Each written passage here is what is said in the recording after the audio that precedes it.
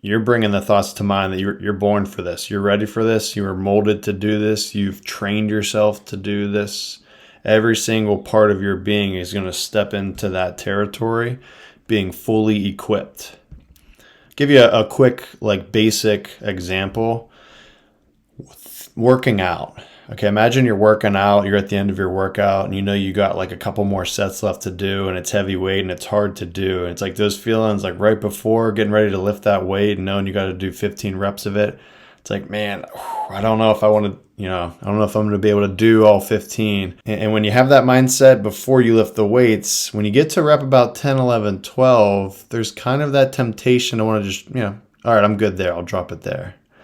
But there's also another way to approach that. It's like when you have those same feelings right before you're about to pick up that weight, and you say, okay, I know this is gonna suck. I know this is gonna burn like crazy. I know I'm gonna be absolutely winded after it, but I'm doing all 15 right now. Right? And that's your final thought, your final feeling right before you pick up that weight.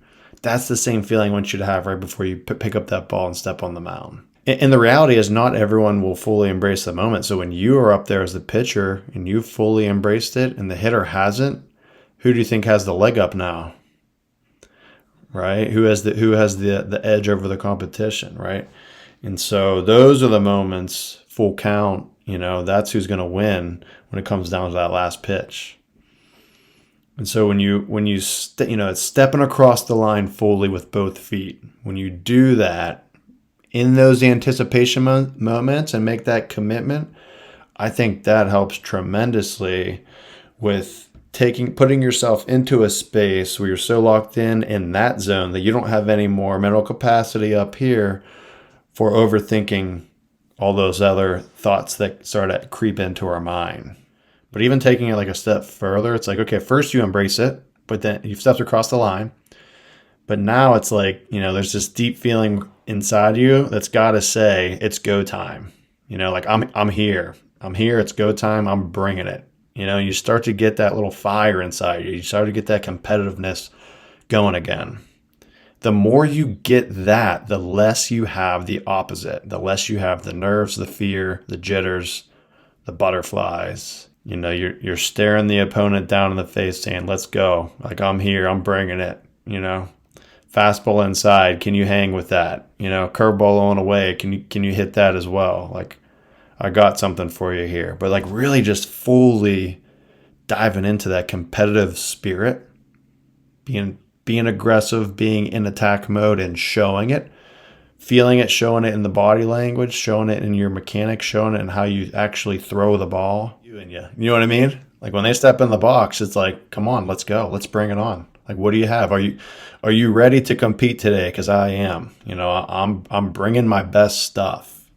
And like, man, like reiterating those thoughts to yourself, saying those things to yourself, but really feeling it too. It starts to get it starts to get your adrenaline going. But there's I don't know if I told you this before. Like scientifically, when adrenaline goes in your system, whether you're really afraid or nervous or really excited and amped up, it's actually the same chemical in your body. It's just the meaning you attach to it. So it's redirecting that competitive spirit towards trying to make something happen as opposed to fearing messing something up, welcoming the challenge. And also like zooming out and saying like, I'm here, I'm welcoming the challenge with every drop that I have. Are you? And thinking about it. Is the guy that I'm facing, does he have that same, is he bringing it as hard as I'm bringing it? And again, it's nothing to do with talent. It's just a component of effort. And you'll start to see it in guys. You'll start to see it in guys that you pitch against, like knowing that who's really there to compete. And it's not that guys aren't there to compete, but again, there's so many guys that are on the edge of the fence. Everybody's, I think 80%, 90% of the players are playing on the edge of the fence where they're like half in, 1 foot in the door, 1 foot out the door. Doesn't mean they're bad players. It doesn't mean they're bad people, but like not every single person on that field is going to be 100% fully committed, willing to die on the field with that kind of like, obviously not literally, but like willing to literally lay everything out on the line with nothing held back. When I played my best games, I know that I had that feeling. I know I didn't have that feeling every game because it's not easy to do. We're all humans at the end of the day, but we're all capable of doing that each and every game. It's just a decision inside. It's just a decision of getting mentally prepared enough to go do that. But I think of like the Kobe Bryants of the world, like if you ever watched him play, or the Michael Jordans, or several baseball players, the Barry Bonds, home run aggressive hitters, whoever, guys are just killers out there. You know what I mean? Like they play with ice in their veins. There's a type of energy they bring to the field. And it comes from a real passion. It comes from a real deep desire to want to compete, to want to win. And again, the beautiful thing about it has nothing to do with the actual talent or skill, although those are developed. And to tell you the truth, the more you develop your skill, the more confidence you have to now go be a competitor, because you have more confidence that you can do it and succeed at it. But you're at that stage now. So since you're at that stage now, it's go time. Now you're ready. You've done everything you need to do to now flip that switch and be that ultimate competitor. It's the title to my Instagram page. It's not the mindset that makes you feel all good, warm, soft, and cushy. It's the mindset that dominates. That's the mindset we're trying to develop. Does that make sense?